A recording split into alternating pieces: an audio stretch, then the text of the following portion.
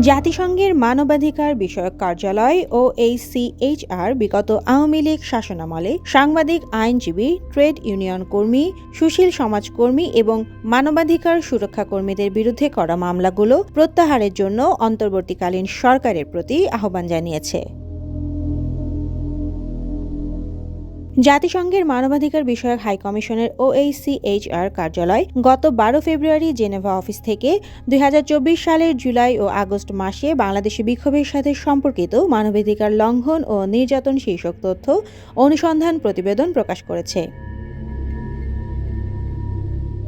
OHCHR Bangladesh কর্তৃপক্ষকে সাংবাদিক, রাজনৈতিক দলের সমর্থক, ট্রেড ইউনিয়ন কর্মী, নাগরিক সমাজের কর্মী এবং মানবাধিকার সুরক্ষা কর্মীদের উপর যে কোনো বেআইনি নজরদারি অবিলম্বে বন্ধ করার জন্য নিরাপত্তা বাহিনীকে নির্দেশ দিতে বলেছে।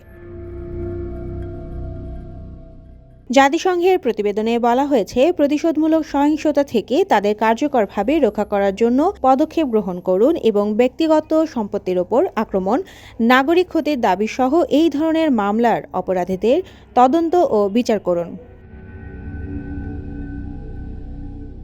জাতিসংঘের অধিকার অফিস রাষ্ট্রীয় নিরাপত্তা বাহিনী কর্তৃক নাগরিকদের উপর নজরদারি সম্পর্কে একটি স্বাধীন গণতদন্ত শুরু করার এবং তদন্তের ফলাফল প্রকাশ করার প্রস্তাব করেছে। প্রতিবেদনে জাতীয় টেলিযোগাযোগ পর্যবেক্ষণ কেন্দ্র বন্ধ করার এবং নজরদারি কার্যক্রম পরিচালনাকারী নিরাপত্তা সংস্থাগুলো বাংলাদেশের আন্তর্জাতিক মানবাধিকার আইনের বাধ্যবাধকতা কঠোরভাবে মেনে কাজ করছে তা নিশ্চিত করার আহ্বান জানানো হয়েছে।